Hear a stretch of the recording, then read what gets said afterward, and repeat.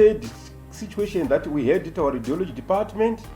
So this patient had intestinal obstruction, and you can see from this that we do have with the food contents here, thick creamy fluid in the peritoneum here. So this is the peritoneum, which is dredged by this thick creamy fluid. This patient has had intestinal obstruction, and unfortunately this is a characteristic example of bowel rupture.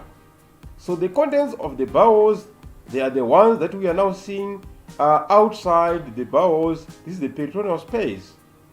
So when you're doing an ultrasound scan and then you meet such kind of free fluid here with a patient who is presenting with bowel rupture, also think about the possibility of bowel rupture when there is intestinal obstruction.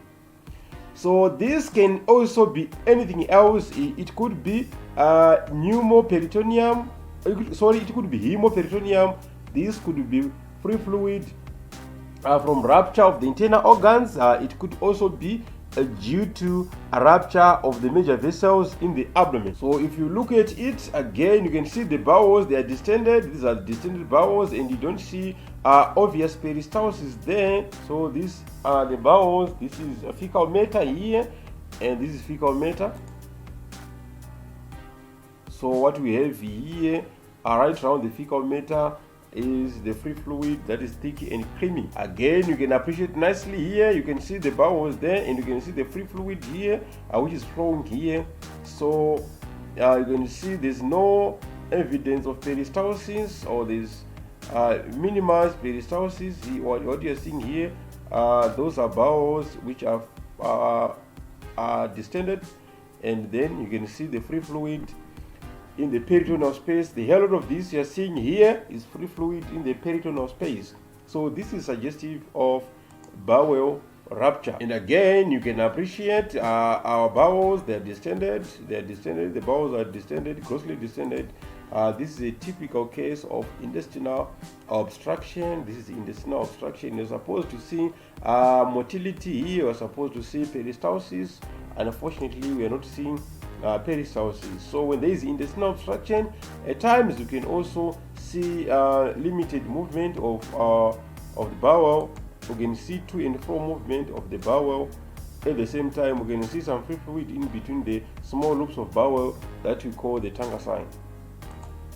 But the fluid we had is just too much. We can't say that is tangacine. That is now an evidence of bowel rupture. So you can appreciate what I'm talking about. A hell lot of this is free fluid outside the bowels. So this is in keeping with bowel rupture, and you can see it's free fluid, and it is causing here posteriorly enhancement. So there's enhancement here, and you can see a thicky creamy fluid. So this is not a serous fluid because it has got internal echoes that you can see here. The low level echoes that we have here. This is in keeping with either food particles from the bowels or blood that is reaching the peritoneum. So once again, you can appreciate it. What is taking place here. This is a typical example of what I am referring to as bowel rupture. So when you're doing an ultrasound scan, be on the lookout for the possibility of a ruptured bowel when you have a patient with intestinal or suspected intestinal obstruction. I thank you once again for your time. I hope you are doing very well wherever you are around the world. Don't forget to subscribe to our channel. Thank you so much.